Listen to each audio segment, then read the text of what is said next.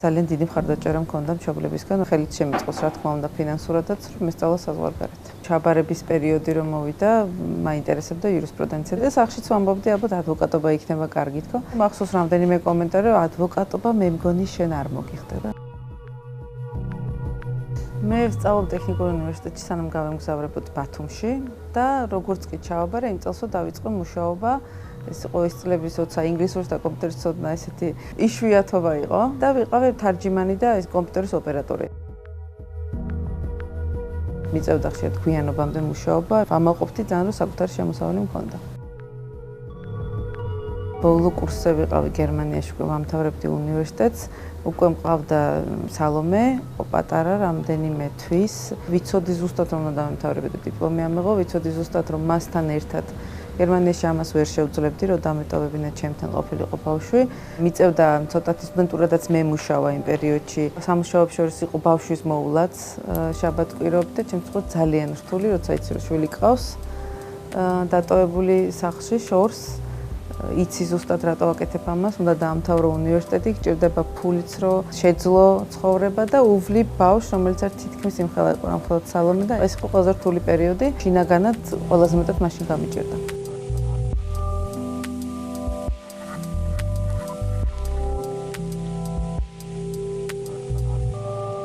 გერმანიაში ვსწავლობდი, ამ პერიოდში აქ მოხდა ეგრეთ წოდებული ვარდების რევოლუცია, ძალიან დიდი იმედი გაჩნდა. დავბრუნდი საქართველოში, ერთი წამითაც არასდროს არ მინანია. მივიღე არჩევნებში მონაწილეობა, მაშინ სია იყო ესეთი პროფესიული ნიშნით. გავხდი უმაღლესი საბჭოს წევრი, მაგრამ ძალიან მალე, რამდენიმე თვეში მივხვდი, რომ ჩემი ადგილი არ იყო. მაშინ გავაკეთე არჩევანი პოლიტიკაზე, რომ უნდა წავსულიყო ოპოზიციაში, უნდა ყოფილიყავი რესპუბლიკურ პარტიასთან ერთად. ბევრი საუბარი გქონდა.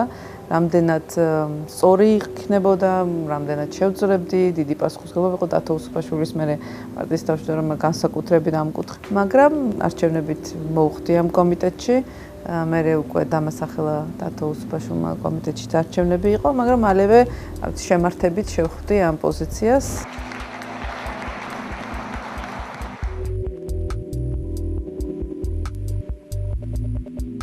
ბევრი კვალიფიციური, ძალიან აქტიური ქალი გყავს პარტიაში, წამყვან პოზიციებზე, იმიტომ რომ ჩვენთან არჩევნებითაა ყველა პოზიცია და როდესაც არის სამართლიანი არჩევნები, როდესაც არის კვალიფიკაციის მიხედვით გამოცდები, ქალები ყოველთვის თანასწორად არიან წარმოდგენილი, მაგრამ ეს არ ნიშნავს, რომ პრობლემა არ არის. სამწუხაროდ ამ ქალებს მერე ჩვენ ვერ ვხედავთ უკვე არჩევით თანამდებობებზე, ადგილობრივ თვითმმართველობებში, ცენტრალურ დონეზე.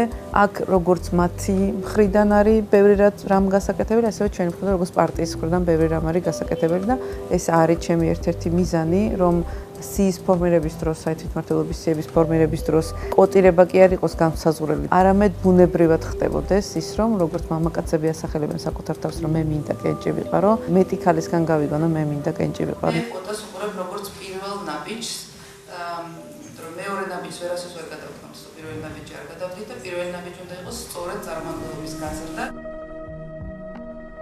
ძალიან დიდი იმედი მაქვს, რომ ამას მივახცენ პარტიაში. როდესაც საარჩევნო სიას ვადგენ და კონსტიტუციებს გავდივარ ადგილებზე კომიტეტებთან, ადგილობრივ ორგანიზაციებთან, აბა ვის შემოგთავაზებ და ვინ ჩავს სოციაში, არ მესმოდეს რაღაც 4 კანდიდატი და 4 მამაკაცის სახელი და გვარი. ბუნებრივად ისინი მაწოდებდნენ ქალების გვარებსაც. დღეს გენდერული დემოკრატია, თანასწორობაზე საუბარი და ამაზე ხაზგასმა სულ უფრო აქტუალური თემა ხდება პარტიაში. ქალებს სამწუხაროდ პოლიტიკა ყველაზე სარისკო სფერო გონიათ და მაგიტო ერთ-ერთი მიზეზი, რის გამოც ისინი არ ერჩევენ პოლიტიკურ აქტიურობას.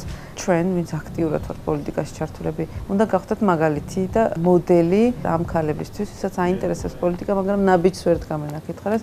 ჩემი როლიც ეს არის, რაც შეიძლება მეტი ვილაპარაკო ქალებზე პოლიტიკაში, მათ მნიშვნელობაზე პოლიტიკაში.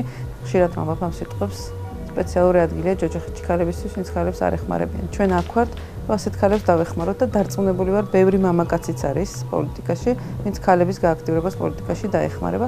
ძალიან ბევრი კვალიფიციური და ძლიერი ქალი ვარს ამბობს ამას და მე მინდა რომ მათ პირიქით ნაბიჯი გადადგან წინ. დასხდნენ მაგიდასთან ჩვენთან ერთად.